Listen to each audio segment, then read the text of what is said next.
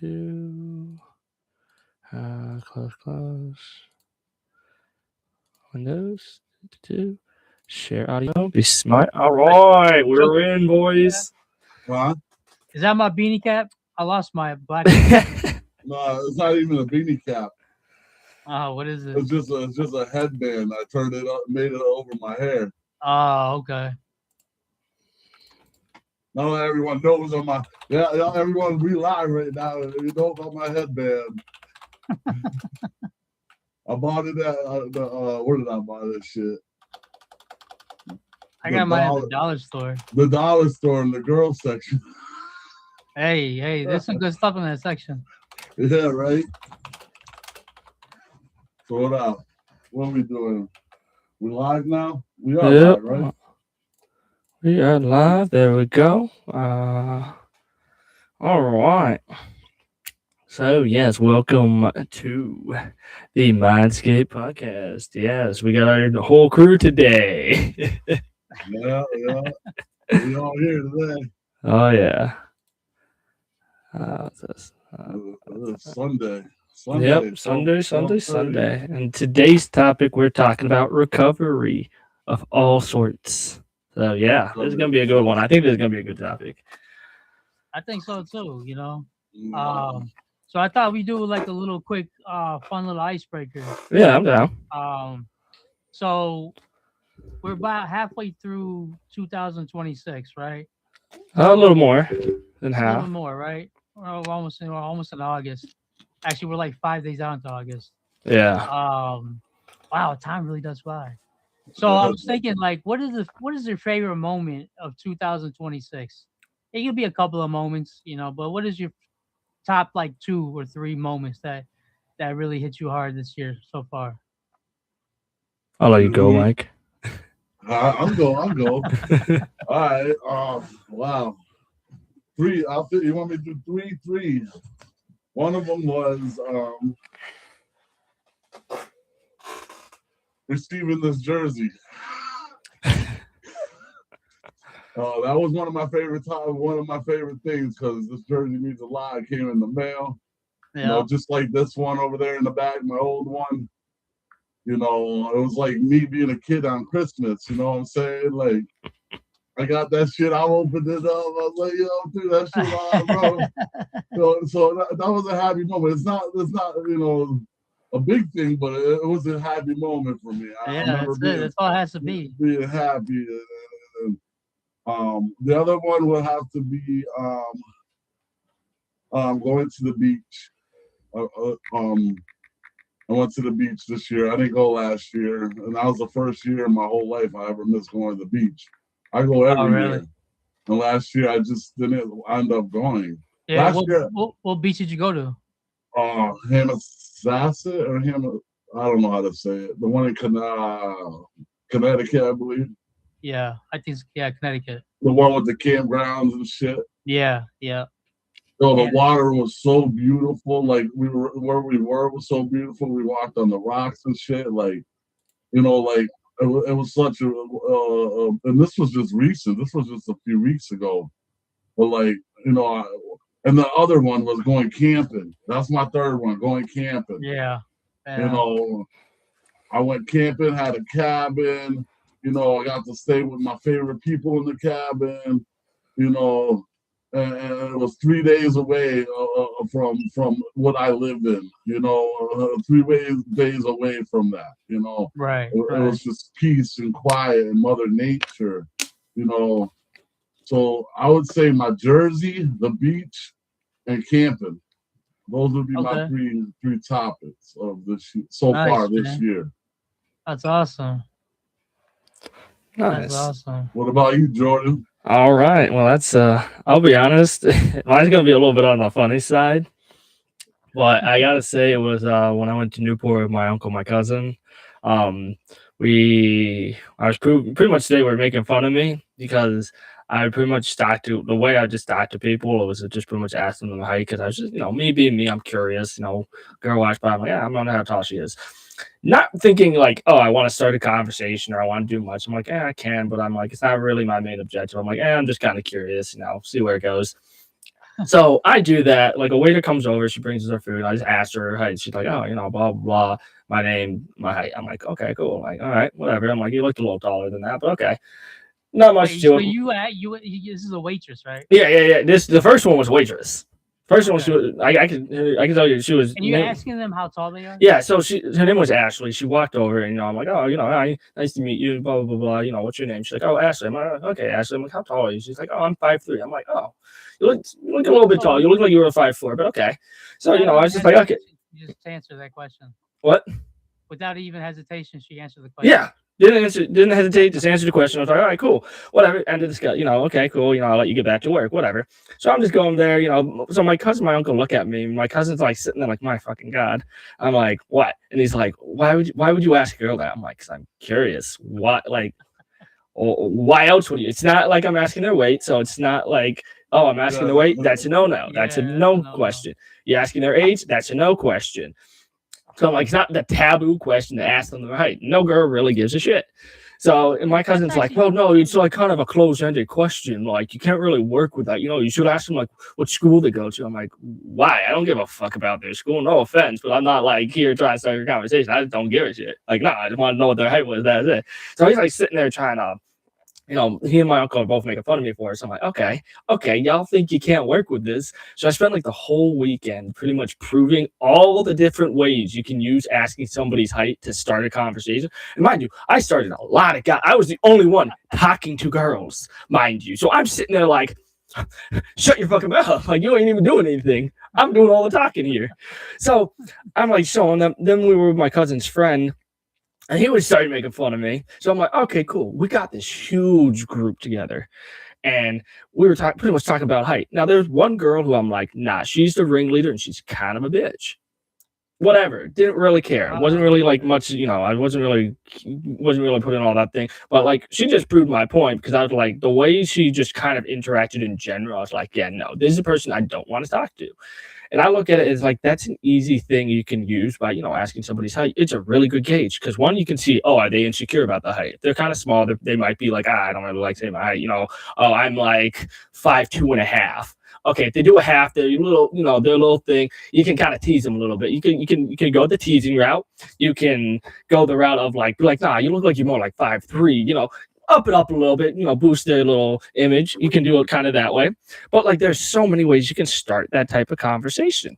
And you can work with it and you can get a good gauge on how a person is based on how they answer that. Oh, you can tell if they're kind of like more snarky. Okay, maybe they're having a bad day, they're in a good mood, or they just find you annoying, just automatically find you annoying. Okay, cool. Don't talk to them. You can move on and move to the next one. And that's how I operate. I always operated where I'm like, no, I'm gonna read the person before I even interact with them because that's just how I am. I couldn't read a person like it's nothing. And so, like that's just what made me laugh because I'm like, nah, I've been laughing at that for the last like couple weeks. It's funny. Like I'm like, it is so funny because they were making fun of me, and then at the end of the weekend, they were like, okay, nah, you got game. I'm like, yeah, no, I kind of know I do, but like it wasn't really meant to be game. It just kind of y'all were making fun of me. I was just curious about people's height. Then I made it into a game. Right. To prove that you could.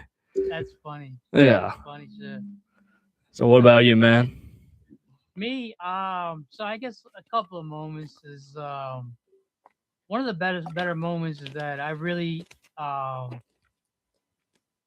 I've been saving up a lot of money, to buy a car and get my license back and all that stuff, right? But I decided to get a moped instead, an e-bike, and um, this thing is probably one of the best things I've ever ridden on in a long time. And I've ridden on motorcycles, and this thing gets me out of the house. It gets me moving to where I want to go to appointments. I can get my groceries. I can go meet friends. This, and that.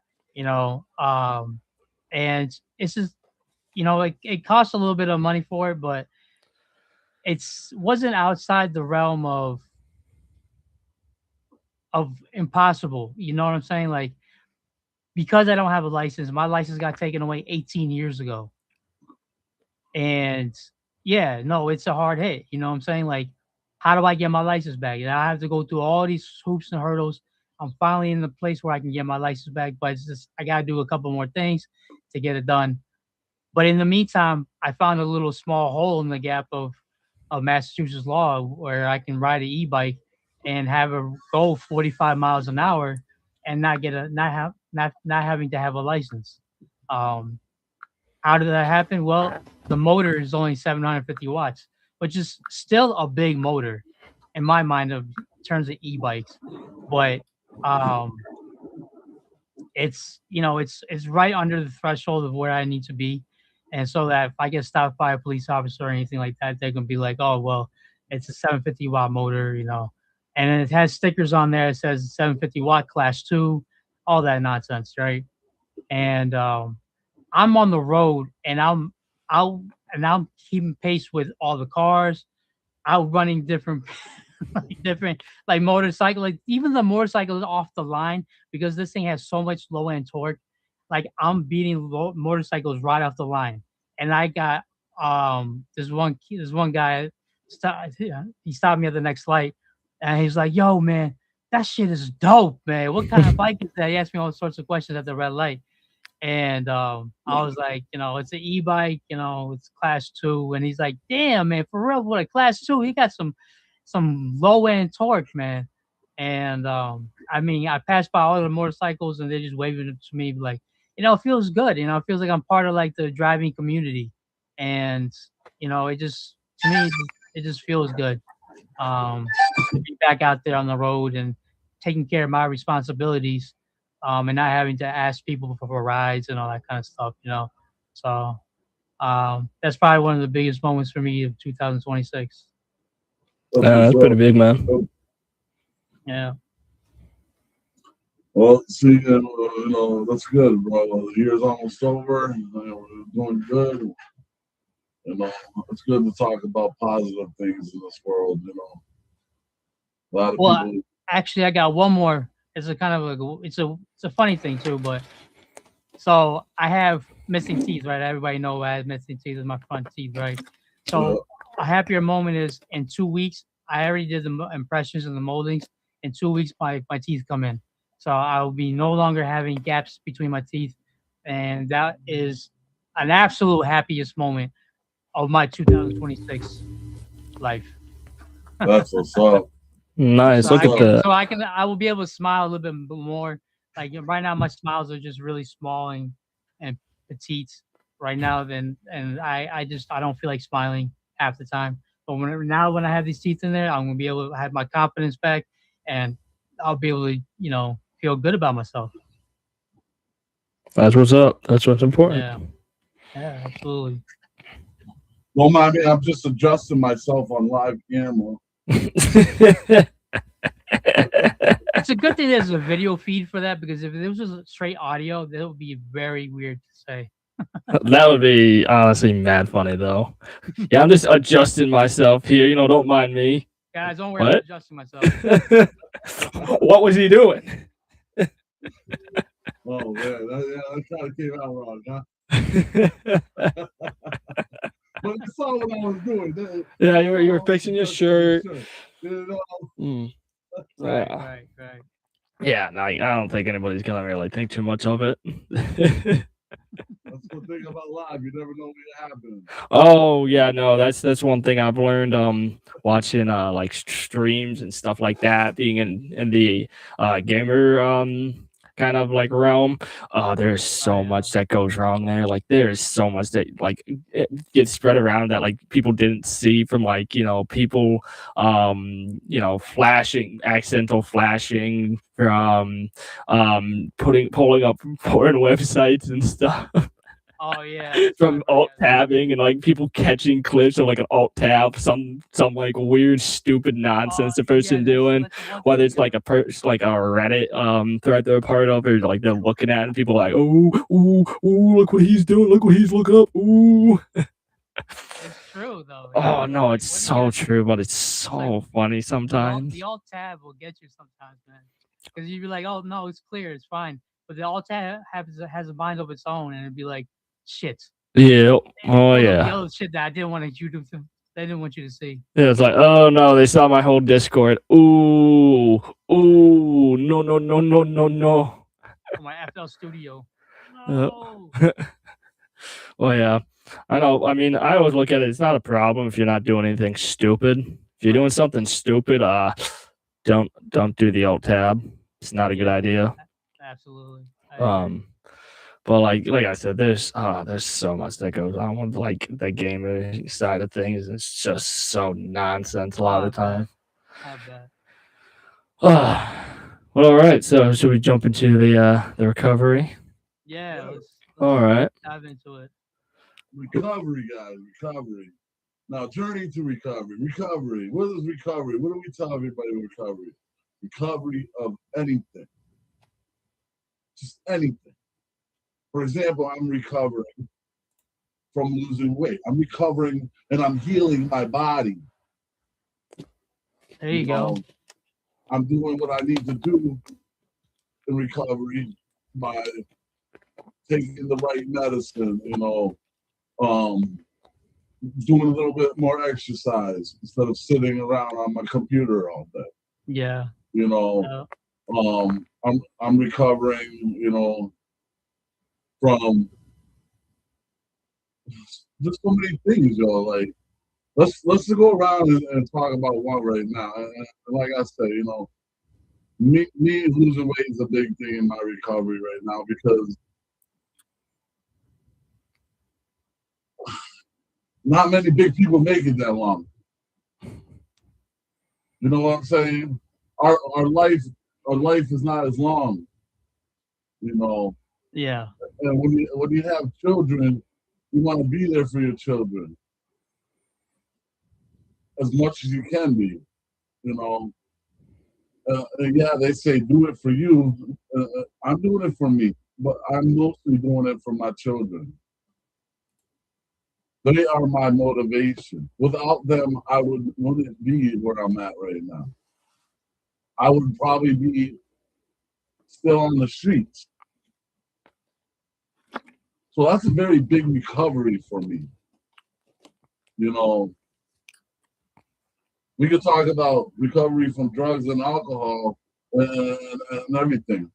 But let's talk about it. People have sex addiction.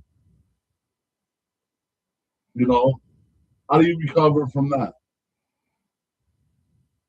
There's groups. There's therapy. I mean, I always feel like those types of things are usually they're caused from something that they're running away from.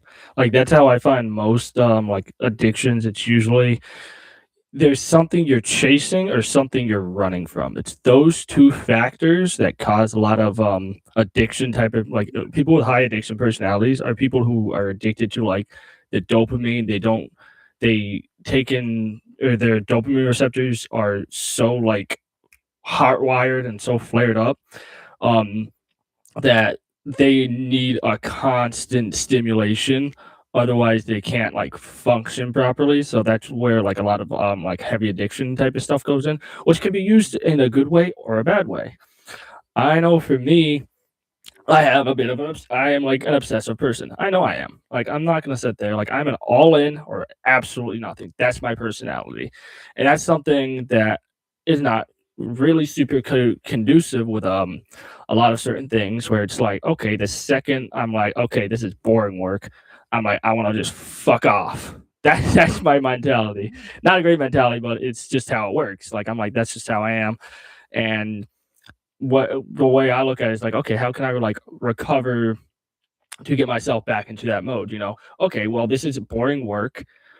What I need to do is push through the boring work and then take some time once I'm done to just either, goof off, disconnect from what I was doing, do something else, or put more focus on, the funner aspects of what I'm doing, like especially when it comes to like video editing. That stuff can get some parts of it can get boring where it's like, okay, I gotta watch the video, make sure it's all doing that. I gotta make sure everything's where I want it. That can get really boring real quick after you see the same thing like 20 times. You're sitting there like, God damn, like, oh, I just want to stop. I'll push myself through it, be like, okay, I'm only gonna do it in little chunks. I'm gonna do this one part, get it the way I want it. All right, boom, I'll either come back in an hour, come back the next day, edit more stuff. And that's how I try to work it is I try to space things out in a way that's more conducive where it's not, okay, you're doing all the work up front and you just got to try to power through it because you're going to get burnout if you do that. So, and you can't really recover from burnout. Once you're burnt out, recovering from that, it's just not a good time.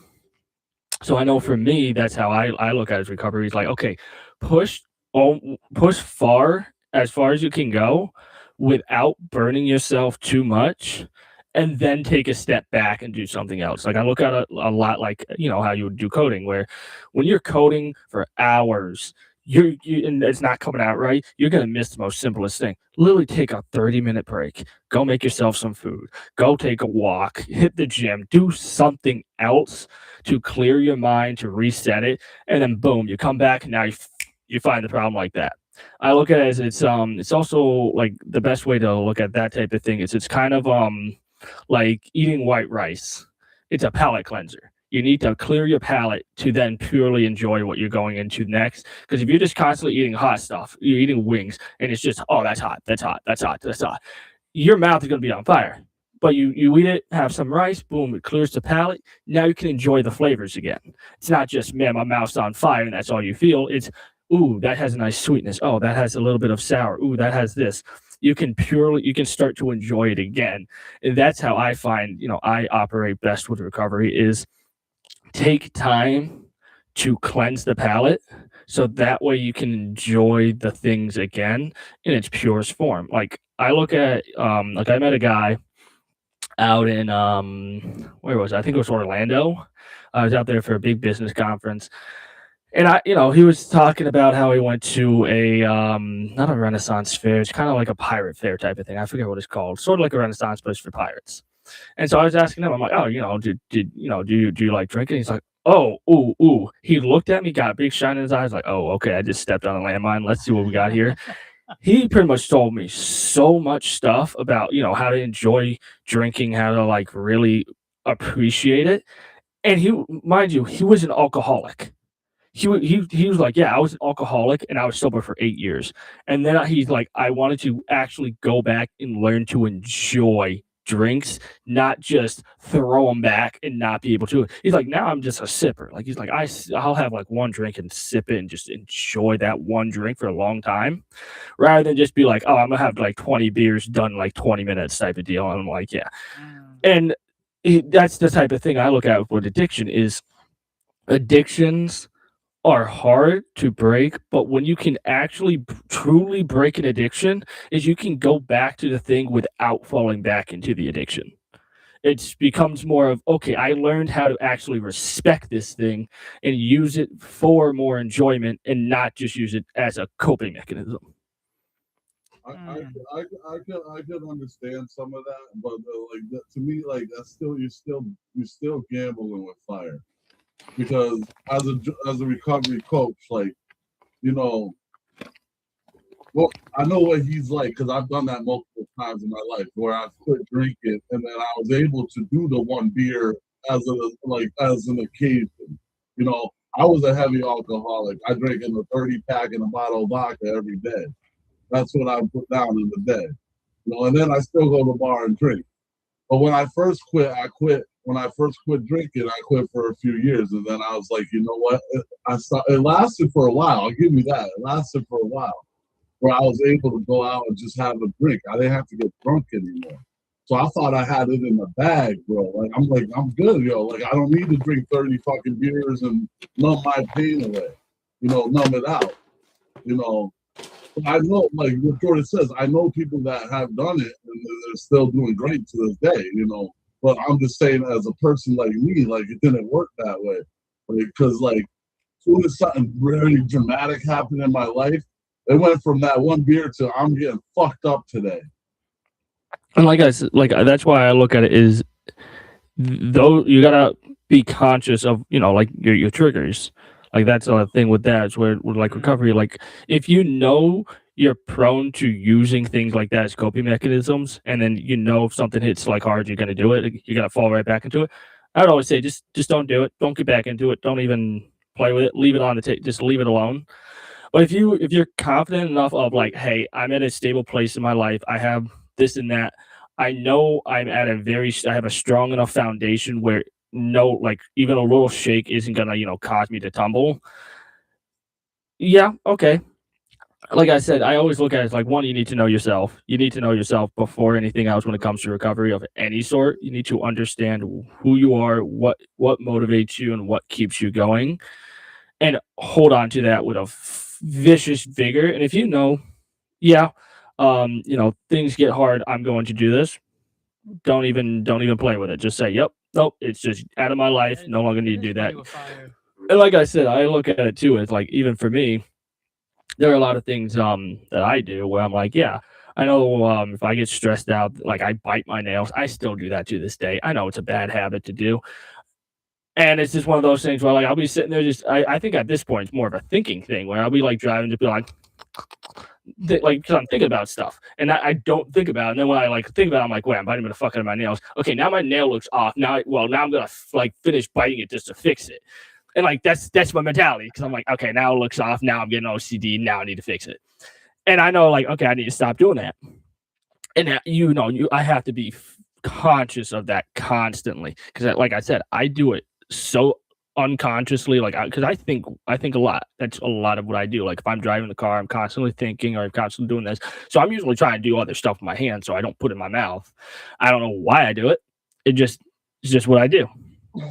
And that's, you could say that's an addiction. Yeah, no, that is an addiction. And like that's the funny thing is like OCD. recovering from that type of thing, it's different than trying to recover from alcohol. You can sit there and be like, oh, biting your nails isn't really gonna hurt you. Well, no, but it's still not really a good habit. It's not pleasant to constantly be biting your nails. Not pleasant, not really a pleasant thing to see. It's like picking your nose. It Right. doesn't do anything, but like I'm sure you're not gonna go out in public like digging for gold. Like people gonna look at you and be like, okay, you nasty. Like nobody's gonna sit there and be like, yeah, I want to be looked at as that guy who goes around picking his nose and just like I wonder how many times I got caught doing that shit on the live. well, like that's like the thing I always find like interests me about recovery is like it's the things you even really don't think about that you can, see as an addiction and be like, okay, I want to change that. Bad habits. There's tons of bad habits that people try to recover from where it's like, okay, like one bad habit with me is I fucking suck at sleeping. Like the last 2 days I've been up till like 2:30 a.m. just playing video games. I'm like, okay, I need to stop doing that.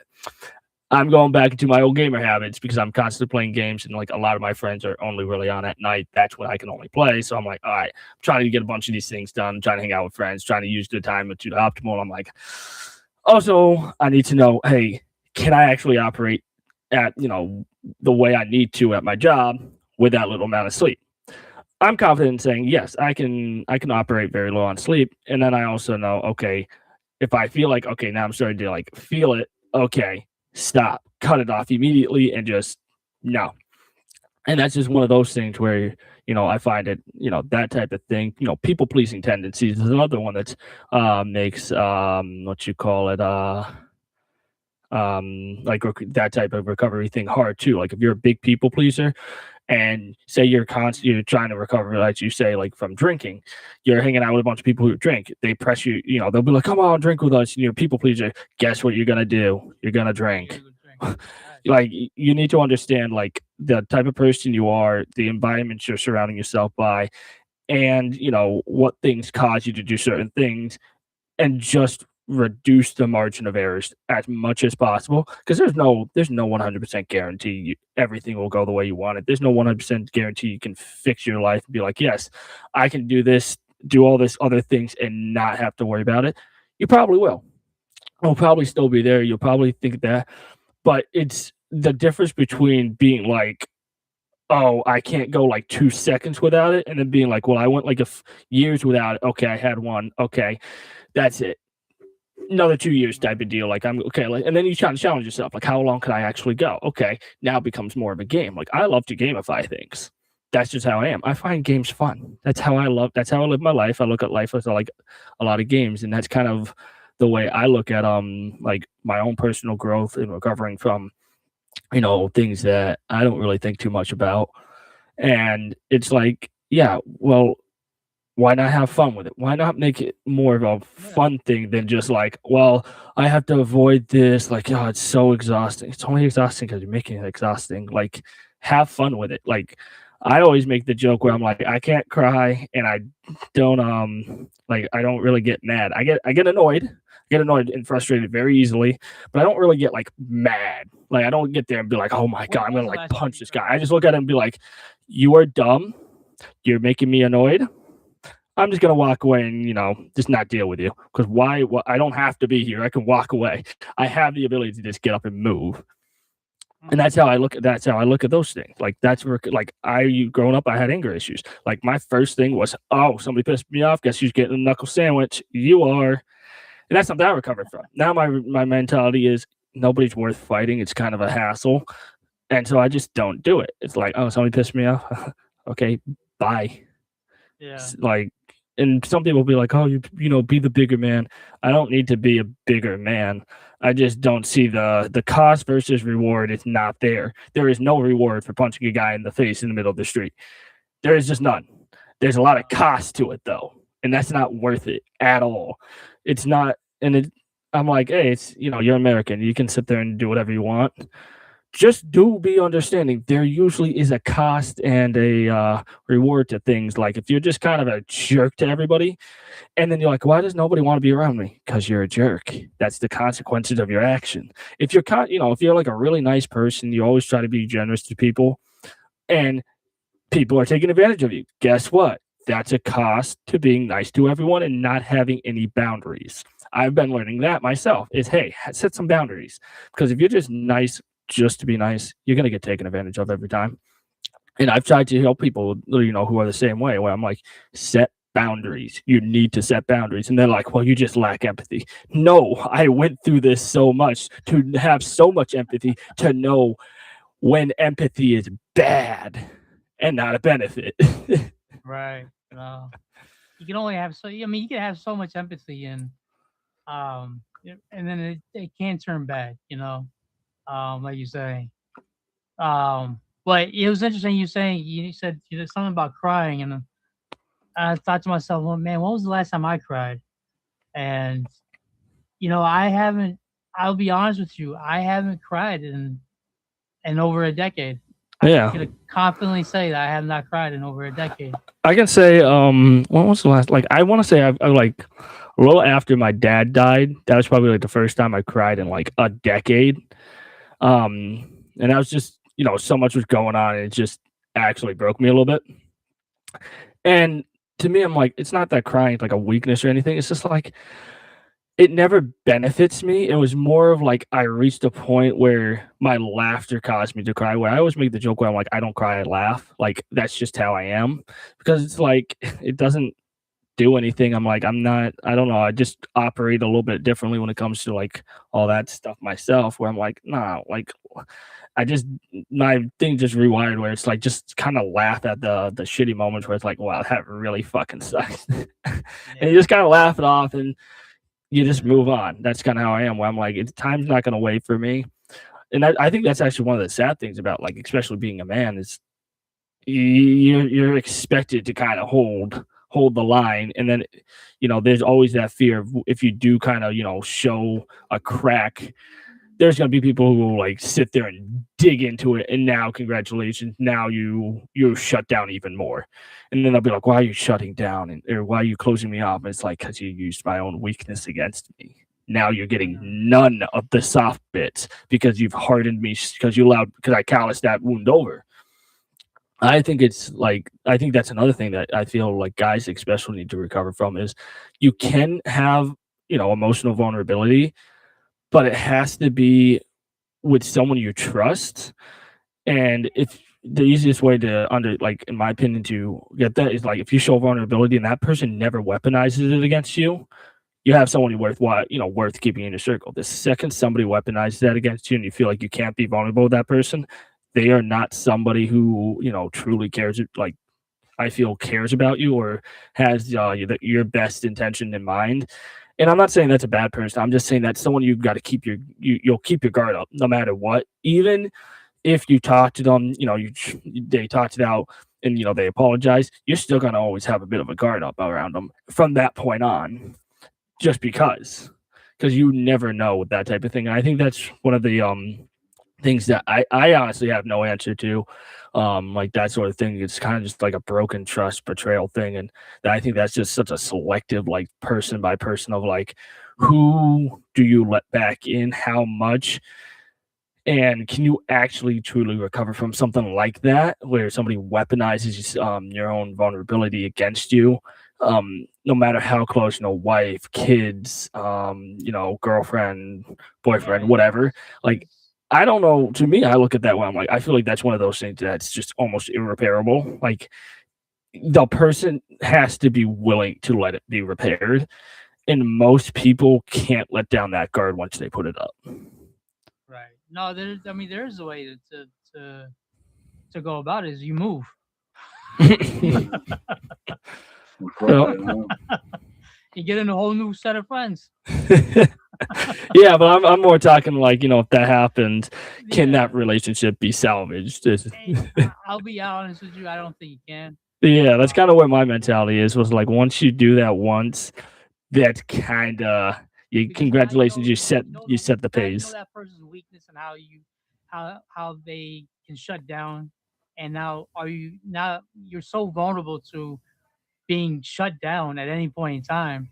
And will that other person take advantage of that again? Or will Yeah, they show someone else how you can be taken advantage of? Like, oh, this guy will this and that. And I just don't think you can come back from something like that, unfortunately. yep, And and that does suck. Um, but as that person being taken advantage of or having that being weaponized against them, life moves on. You have to move on. You have to go forward. Whether you change your set of friends, I had to change my set of friends from going into recovery, because all my friends were like to, drug and alcohol. You know, once I became sober, did I want to be around that all the time? And I said no, I didn't want to be around that all the time. And it wasn't good for me because if they're gonna do it consistently around me, then what are the chances that I'm gonna end up doing it? You know, so I had to change my set of friends, and that sucks. And then how do you do that? You just literally just start fresh from a new standpoint and saying, I'm not going to do this. I'm not going to be around this type of environment. And I will, you know, go to the ends of the earth to do something else that's not going to put me in a dangerous situation. And I think I've done that.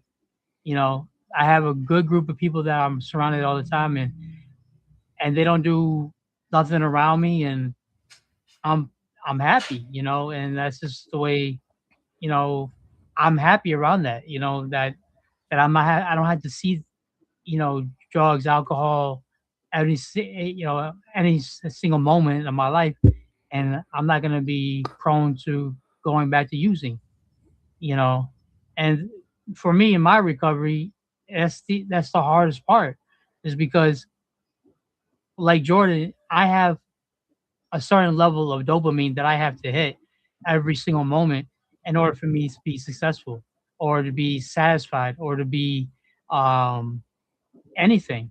I have to have this a certain hit that have happiness, and I'm able to do that on my own with my own recovery. With my own recovery, every time I wake up, I'm happy. I wake up and I say, I'm not using again. I'm happy. I create my own dopamine. I'm happy. And that is, to me, the most beautiful thing that you can ever think about and ever be about in recovery, is that you create your own happiness literally in that moment, right then and there. From the moment you wake up and you say, damn, I'm not using it again. I'm not out there on the streets. I'm not homeless again. I'm not out there sticking needles in me. I'm not doing this. I'm not doing that. I'm happy. Then my dopamine kicks in and kicks in and kicks in. And I'm like, okay, I'm doing this. I'm doing this. Let's do this. Baby, what can we do today? That's my happiness. That's how my recovery works. That's lovely, bro. You know, I know I haven't said much. I just wanted to listen to you guys too. You guys, it's great. We go back to just guys were talking about about crying. I want to get back to that because I want to talk about that. Crying is a healing thing. It's just like straining noodles that are in water out of noodles. If you know a strainer, you put the noodles in the water and all the water comes out. Crying. Like it's been a while, not that long since I cried. The last time I cried was a situation with my daughter, and she was here, so I had to go on the porch because I didn't want to cry in front of her. You know what I'm saying? Like that was the hardest thing. Like like holding your tears back, holding tears back. Sometimes you just gotta let them fall. Not just because of what people gonna think. Yeah, it's hard to cry in front of people. That's why when I used to cry, it just happened to be when I'm in my bed at night. I let everything build up and I cry at night. I did a lot of crying in my recovery, but it took a lot of anger out of me. You get what I'm saying? It took a lot of anger out of me because like once I realized it's like you guys said, growing up, they told us real men don't cry, and that's why we have a song that says "Real Men Cry." Yeah. Because you're the man. You got to be strong. You got to be the beast. I get that. I get that. That's cool. But like health wise, it's good to let them out when they need to come out. You know, holding back tears is holding back. It's holding back trauma. It's holding back. You gotta think in the mental health wise, like it's holding back all that shit. Like if you're sad about a situation, like I used to make myself sad on purpose to cry when I knew I didn't cry for a long time because I felt that anger, the build up anger coming back in me. You get what I'm saying? I'm like, yo, Yeah. I'm gonna go in my room and I'm gonna listen to sad songs that get in my head, and I'm gonna make myself cry. And then it would lighten me up. It would lighten me up. Because after crying, it comes back to hope. You know, because when you cry, no matter what you cry for, you know, when you start to let go and the tears start fading away and they're going away, your hope is coming back. Your mind is Yeah. coming back. Yeah. Yeah. But like I hear you guys will say it's been a decade since you cried. I wonder why you guys have a little bit of anger in you. You know what I'm saying? Like, I'm just saying, like, I don't cry that much anymore because I'm at that point, like, I'm not afraid to let it out either. Because there was one time I was at a performance, I was singing "Cope with Life," and it was a song that I wrote before my daughter was in my life. So like this was at one of the shows downtown Springfield, and I broke down, and I did sing it, but the first time I sang it, I started crying in the middle of it. I broke down in front of everybody there. Everybody was respectful about it. It's like because I I told them what the song was about before I sang it. You know what I'm saying? I didn't know I was gonna break down. Like I didn't break down like I started choking in my words and I started, they just started dripping, Yeah. you know. And it was because of like me when I was writing that song, it brought me back to the emotions of when I made that and I didn't know I was ever gonna see my kid again. You know. So like shit, I'm gonna say to you two, because you are my best friends. Shit, cry in your pillow once in a while, bro. You're gonna have to make yourself sad, like for your health and your mind. How I'm not ashamed to cry. I'll put that out there right now. No, I know It's you're not not. like I I know have that. any kind of shame of crying, but it's just that I don't know. I guess I'm just a certain hardened individual to the point where if my mother dies, passes away, my brother dies, passes away, I will cry. But outside of that, there's nothing that even in my own sadness of being of I It's can't cry. I can't cry. I literally cannot. There's no situation that was brought up to me that says, Kaiser, you need to cry I right now. feel you. I feel you. And that You know what I makes mean? sense. Like, That makes sense. unless because- those two things happen, those two events happen in my life, I'm not gonna cry. I don't see it as weakness at all. It's It is- definitely not a it's- weakness. It's more of a strength than anything else, saying that you have the ability to really strengthen yourself and become stronger by going through an emotion like that. But for me, it's just I don't see a situation for me where crying is gonna benefit me in that Yeah, moment. 'cause I feel you, man. That's kind of how I know for me, it like I understand to that. cry, it almost has to be like a fundamental break. And it requires like it's kind of like I guess you could call it like sort of like a Phoenix, where it's like if I cry, it's usually a fundamental like break, whether it's something that I was hoping to avoid that I knew was going to come. Then it finally came. Like that's what happened with after my dad died, there was a lot of things that I already knew were true, but I didn't want to like accept.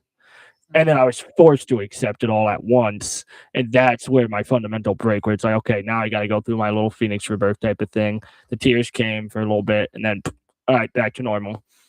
Back to kind of like looking at the world the way I am. But it caused me to like have a little bit of a perspective shift where it's like, even like now, I know a lot of people like, oh, don't judge other people. You don't know what they've been through. I'm like, no, I do judge other people. I straight up judge other people. But the difference is I don't let that be the deciding factor. I judge a person based on what I know now and how that will affect me. And then I go, okay, now we're gonna theory test, for example.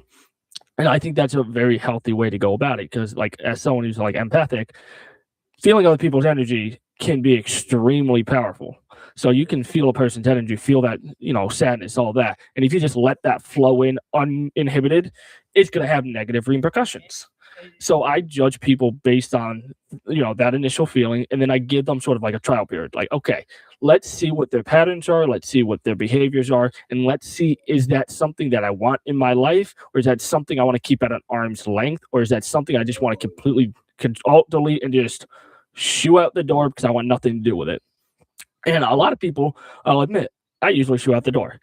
I try to give people the benefit of the doubt, but if they prove my normal intuition right, which a lot of people tend to do, I tend to, I'm usually a little bit guarded, especially if it's like, okay, I have a really bad feeling. There's very, very few people where I'm like, oh, I have like no reservations for, like my judgment's just literally, oh, okay, this person seems fine. And no issues whatsoever right up front. Like I can name maybe like 2 people who are like that. That's literally my friend Ollie, my friend Shay. 2 people who I'm like, I never had an issue with, but our relationship is like from the outside just looks wonky. Like it just doesn't look like a normal relationship. Like me and my friend Ollie, we constantly beat up each other. We constantly roast each other. We constantly do like pretty much most people look at it and they're like, all you guys do is shit on each other. Yeah. That's just kind of our relationship. Like it's never something done out of malice. And that's the thing, is I never feel malice towards him. He doesn't feel malice towards me. It's purely, I want to see the best for you. So I'm going to be your biggest motherfucking hater type of deal because I want to see the best. And that's like our entire mentality. My friend Shay is like, we'll touch each other. We'll, be buddy, but it's never in like any more than like a sibling type of esque manner. There's no sexual tension. There's none of that. It's just we'll joke, we'll tease each other, but it's purely like a sibling thing where most people look at it and be like, wow, you two would be like such a good couple, but it's like there's no like couple energy. It's purely more like a sibling thing. So like a lot of those really innate good relationships look really wonky from the outside from one way or another, where it's like, okay, well, why aren't you guys doing this? Well, why are you guys friends? Or you're like this and that. It just doesn't make sense. And I realize that's just how I am. Whereas if I can have that relationship with somebody, people who don't understand what, how to properly judge things will look at it and just completely get the wrong idea every time. It's the people who actually can, see beyond that, see things like, okay, or they've already experienced something similar that they can understand that. I know, like, even like for me is where I can usually get into a room and I'll be fine with most people. Like I can, coexist with people. Even if I don't like you, I can sit there and be like, man, I hate your disgust. Like, you piss me off. Like, you actually piss me off. But I'll still be cordial. Why? Because there's no benefit in just being a jerk just to be a jerk. Like, oh, you're a jerk to me, I'm gonna be a jerk back. It's like, no, I don't really care. Whatever. Like, cool. It says more about you than it does me. I'm willing to say, yeah, whatever. I'm not gonna go out of my way to spend time with you. Not gonna go out of my way to talk to you. But if you walk up and go, oh, hey, how's it going, man? Oh, okay. I'll say, oh, hey, I'm doing well. How are you, dude? Like, okay, yeah. I'll have a little, very surface level conversation and go about my business. Right. Why? Because I'm like, you're a human being. At the end of the day, you're a human being. I don't wish ill on you. I just wish you don't come in my circle. That's it. Don't come in my circle. You stay in your little space. I stay in mine. We'll fine. Occasionally we intersect. That's gonna happen. But like the second you go into my circle and you start trying to invade my thing, okay, now you're gonna get a bit more of a hostile version of me, where it's like, okay, now you're trying to intrude on things I don't want. Now you're gonna get a bit of a, I'm gonna be a bit more hostile. And that's understandable, where it's like, I'm not trying to, be a jerk. I'm not trying to be like, it's like, no, you're invading my thing. I don't want you around me long term. Please see yourself out the door. I'm asking you nicely. And the more I have to ask, the more I'm going to be kind of a jerk about it, until eventually I'm like, okay, now I'm going to hit you where it hurts so you never come back, type of deal. And I usually don't do that. I can say I've maybe done that twice in my life, where I've truly stabbed somebody very maliciously, and I'm like, ooh. Every time I've done it, it was an immediate ooh. I feel like a shitty person, because I don't do that, because I know people too well to know where to hurt permanently. Right. And that's what's, I think, it's like why I never do it. I keep myself so far away from that, where, like I said, I don't really get angry. I mean, I can get sad, like a little bit, like, okay, well, that's sad. But it's never anything that like makes me want to sit there and be like, okay, I'm defeated, this and that. It's usually just like, all right, take a deep breath. Maybe, put yourself in your little own space for a little bit, cool down. All right, you're good. All right, you go back, do your thing. And like, that's probably why like I tend to laugh is more than like anything, because I just have fun with the experience. Like, it's an experience. Like, somebody makes me mad, okay. Okay. Like, I just laugh. I'm like, I just laugh it off and go, okay. Like, it says more about you than they did. And that's literally just a philosophy. If somebody's being like, I always tell people, like, I could literally be called the N-word, and my reaction is, okay. I don't see myself that way, so why would I let a word bother me? Like, I find it funny when people get super mad about it, because like, I'll say things, people get mad, I'm just sitting there dying laughing. They're like, it's not laughing about it. I'm like, it kind of is. It's a word. Who cares? The only reason it has any power is because you're giving it power. Like, the only, like, I look at it, it's the same thing with like criticism, like any sort of like criticism or like insult. Like, if you're someone who runs like a successful business, somebody goes up to you and goes, you're a bum. What do you think the guy's gonna do? He's gonna fucking laugh at you. Why? Because you sound like an idiot. He's like, I'm a bum. Oh, okay. Like, you're not gonna take you seriously. So I always look at it as like, people get insulted by that, see themselves as what the person's saying. So they themselves think low of themselves. So when somebody points it out or does something that makes them feel like, in a sense, validating that low opinion, it makes them mad, because now they're forced to face that reality that, hey, I don't see myself, or I'm not living up to my full potential. Like, if I go up to, one of my friends, I've gone up to him several times. He's one of my close friends in the military. I go up to him and go, what up, fatty? He's not fat at all. He just looks at me and goes, all right. He'll go up to me and be like, what up, Blackie? Like, we'll make these little like offhanded marks. We'll both laugh it off. Why? Because it's not anything like, it's an insult, but it's not an insult that you take serious, That's true.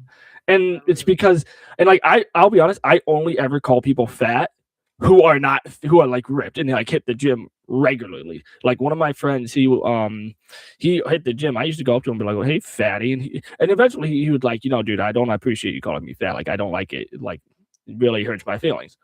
So I'm like, okay, I'm like sitting there. I'm like, dude, you're like, you hit the gym. You're ripped. You're so far from fat. I don't know why you're getting, offended by it. But because you don't like that kind of humor, I'm not going to do it. Plain and simple. It's not that big of a deal. I'm not losing anything from it, right? There's no harm. If somebody goes up to me and tells me, hey, I don't like this, Okay, cool. I'll change it. I have no issues with it. It's not going to end my life. It's mainly just a bonding thing where I think it's funny. Okay, you don't find it funny. Okay, I just want to use the joker with you. I'll find a different joke to to tease you with. And there's some people who are like, I don't like being teased. Okay, I just won't tease you. I'll find other ways to have fun with you. It's not that big of a deal. And And I think that's the thing people lack is that's what people do lack. And we had this talk the other day. Just like you were saying, you need to. If there's something you don't like, you need to tell someone. Because they're not gonna know, and they're gonna keep doing it, and they're just not. You know what I'm saying? Right. Like, if you have a shield behind you, you are the small bubble of a big bubble. You know what I'm saying? With a small bubble, the big bubble. People like to poke at the bubble, try to get in our bubble. You know, but for that, I love how you say that because we were just talking about that to somebody who wasn't understanding that. It's like if someone's coming in your personal space, you need to tell them right away. You know, and But how do you tell them though? Like, what is? like I've been learning that, and that's why I like this talk because we were all talking about it the other day, and it's like how because I asked the same question. I said how because sometimes I give people multiple chances. You know what I'm saying? I'm one of those people that get multiple chances because I'm people change, people change, people change. And that's probably where I get stabbed in the back sometimes. You Mm, know, but for that, I've learned to for example, every time people come up in my house, right? When I say this is a peaceful house, I tell them right away it's peace. That means the only thing I want is peace in there. But if I don't feel peace in there, I'm gonna tell them, and they're gonna have to leave. But I'm gonna do it politely, because I'm not feeling the peace. I'm feeling either, empathic stuff. You're feeling the situation as it comes into your place. You mm, know, like Jordan said, you can feel the sickness, you can feel the hurt, you can feel the pain, and it's all in how you use it to fuel it out. You know, you can use it, and this is a very. I wish we got It's just crazy how Jordan brought this up, and we were just talking about this the other day. you ever heard of synchronicity? How did two subjects come up in the same time within I think this was 2 days ago, and it's very hard, but to make for your sake, let people know as soon as you can because little things. You're too loud. I tell people that I'm like, you're talking too loud. Can you quiet it down? That's too hard for me. You're talking too fast. As long as how you present it and how you tell somebody, it's all about the presentation and how it comes out. It's like if you do it like an asshole and be like, "Yo, shut the fuck up," you know what I'm saying? all right, you're not gonna get anywhere with You're that. not gonna get nowhere like that. And if they can't respect what you tell them, then they have to be out of you. You gotta just they can't be in your bubble. They're poking at you, but they can't be in it because they can't Right. respect your boundaries. Now you could do it multiple times and give them multiple chances, which I still do. But I just love that. We should have a whole a whole episode. This is what we gotta do. You bringing that up, bro, man. That really hit me. You know, Mm. I was just like I said, I was just listening to you guys go back and forth. I'm not very talkative today, but you're bringing up good shit, and I love it. You know, That's what it's all about. These it's podcasts. all It's, about recovery, and we all recovered in different ways. And doing this, we helping other people. You know, we got three amazing dudes. The way we all met is fucking amazing. You know what I'm saying? it really is, honestly. I always still remember sending you that message, like, "Oh, well, hey man, how's it going?" Like just random message, and I think it was random, and I'm like, how did he get my name? And I was actually really brand new to Facebook at the time, and I was like, I still didn't understand how people can find me and all that stuff, and I'm like, he's not in my wheelhouse of any of my friends. How does he know me? And he just randomly hit me up. I was like, all right, and I thought I'd just try to be polite. And I was like, let me message him back and be like, oh, what's up, man? How you doing? You know, this and that. And you know, but it ended up turning to be a good friendship and a good, good thing. And I appreciate you for that, man. For real. I mean, I like I said, I just thought it was funny because it's like just a random message, just send it out. We talked for a little bit, and then next thing you know, me and Mike started talking. We hung out, and then Mike's like, "Oh, I know this guy named Kaiser." I'm like, "Wait, what?" And he's like, "Yeah, me and him are doing this thing." I'm like, "Wait, okay, this sounds interesting." I'm like, because I was just talking to him. But you know, you believe in a higher power? Do you believe in God? Do you believe in something? Yeah, like I believe in like there's like I'm like I feel like there's always something working in like tandem. Like I don't know how familiar you guys are with like Carl Jung, but he talks about synchronicity, which is like certain events just keep popping up and like a pattern where it's like, for example, you'd be like, man, I just saw this red car, like, that's a cool red car, whatever. Oh, I just see another red car. Okay, why am I seeing all these red cars? And then you go to a dealership and you see like a car and you're like, damn, this car is nice and it's red.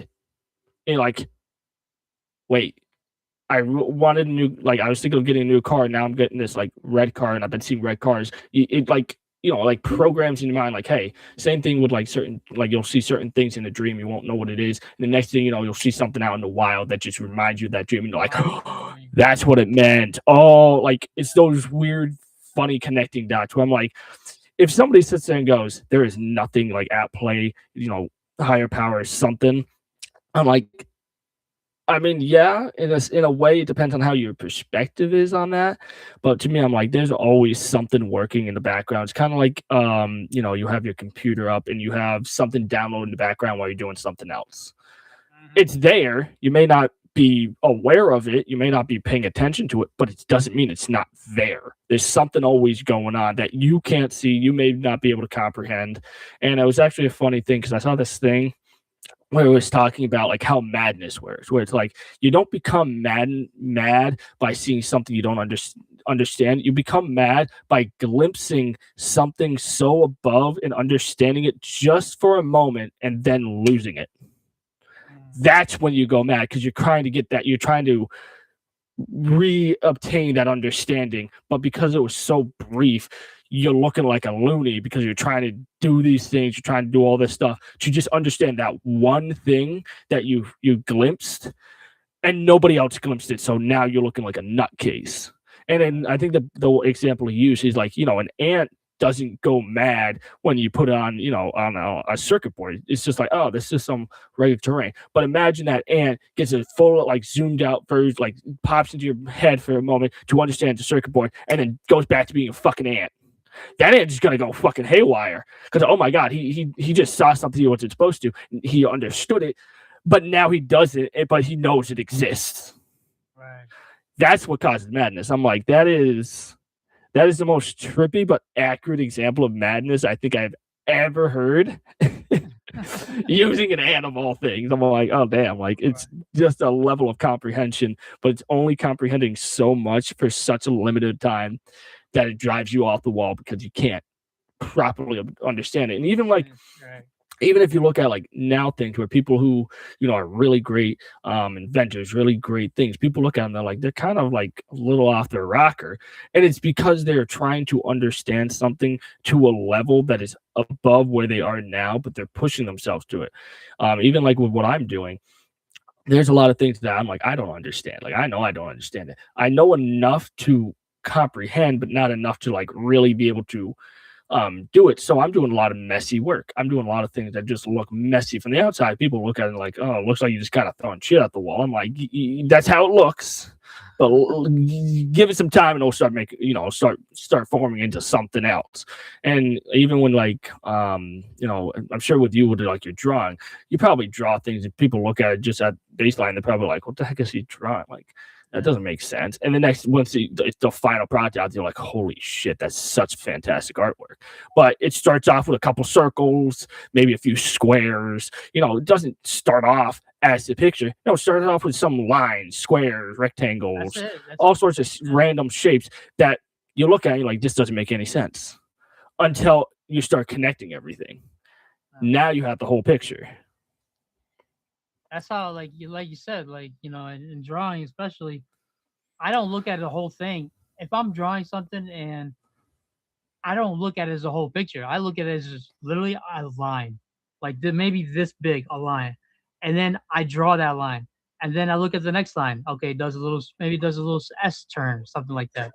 I draw that, and I keep doing that. I keep doing that over and over and over, and then that becomes a picture, and that's what you're talking about. It's like, you don't look at things as the whole picture. Look at things in small increments, because it can be overwhelming. It can be very overwhelming, and I think that's where a lot of times we get lost Yeah. in ourselves and lost in other things that we may be doing, and we're not doing it right because we're looking at the big picture.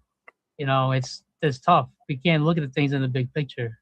Look at things in a smaller view lens, and it makes a lot more sense. Well, that's why I do it like a puzzle. I do the border first. Yeah. And as the pieces come to you, you put them in. So instead of like you just trying to see a big picture, that's not gonna happen. It's not gonna happen the way you think it's gonna happen. Right. It never happened, actually. I mean, I'd say there's certain people who can do that. There are certain people who can definitely do that. I will say yes, they are, and those people are borderline genius, probably.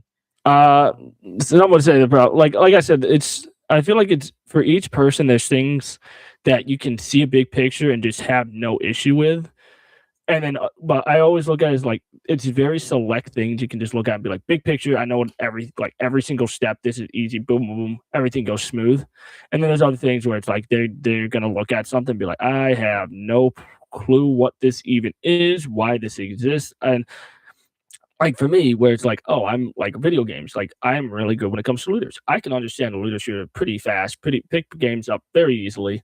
But then you throw me out into like doing basic, like mundane things, and I'll be sitting there like, how am I supposed to go about this? Like, oh, do your laundry. Okay, well, what day do I want to do my laundry? I don't know what day I want to do it. Oh, well, you're gonna fold it. Well, why would I fold it if if I'm just gonna put it on like that week and then I'll have to wash? Like, so it turns into this big thing for me. And like most people probably look at it, it's like, dude, it's fucking laundry. Just pick it up, throw it in the thing, wash it, and then fold it. It's not that hard. I'm sitting there like, this is an existential dread moment. What am I supposed to do? Right. No, I feel you on that. Shit. And like I like that's where, like I said, where my issue always is like certain mundane, like basic things where it's like I can do it, and there's moments where I do it, but a lot of the times my mind's so all over the place doing a bunch of other stuff where I'm like, this is not important. I'm gonna be efficient instead of make it look good. It's like, well, I'm going with efficiency today, and I'm not doing what you should do. This is more efficient, so I'm gonna do that. Yeah. Well, I think no, you're right, and I think we like to bring it to an end and bring it full circle and bring it back to recovery um and I don't know where I'm going with this, but I lost my train of thought. No. I know what we're doing. We're recovering the conversation back to where it's supposed to be. Recovering from a brain fart. Yeah, that's what we're doing. Nah, but yeah, like full circle recovery for recovery. Recovery, getting back to the recovery. Nah, everything with today was recovery related, because we talked about things in our lives that we all recovering from, So I think today was a great episode. I think everyone had a good, there's a bug on your head. Oh, never mind. It's on my TV, but it's on your head. Oh shit! I'm like looking. I'm like, I don't have a bug on my head. I'm looking at my head. I don't have a bug on my head. Yeah, I'm like, it was like a fly, but I didn't know if it was on my TV or on your head. I'm sorry. Oh, but anyway, yeah, bro. I think today was good, We're over an hour. Yeah. I think this was a great conversation, honestly. I always think these are always great when we actually do them. Which we definitely have to recover getting back on a schedule for these. Yeah, no, definitely. We gotta do that too. We gotta stay committed to what we signed up for, right? Yeah. Well, yeah, I guess we could talk about that in a later. And Yeah, like I said, I mean, I think every other Sunday, I think that should work. That Set that up as a pace every other Sunday, and then think at least that should be easy enough for us. That works. that where I mean, just I gotta put that on my phone. My phone. Right, Yeah. Put that in there. I gotta put it in one of my phones. Yeah, why don't you choose a phone and put it in there? I got too many now. I got 8 phones again Jeez, why do you have so Remind many? me again. Remind me again. Why do you have 8 phones? for music and videos. Oh, shit. All right, but yeah, we should definitely end it off here. It was great conversation, It was guys. great seeing you guys as always. Yeah. All right. And we'll see you on the next one. All right. Signing off. Sign off.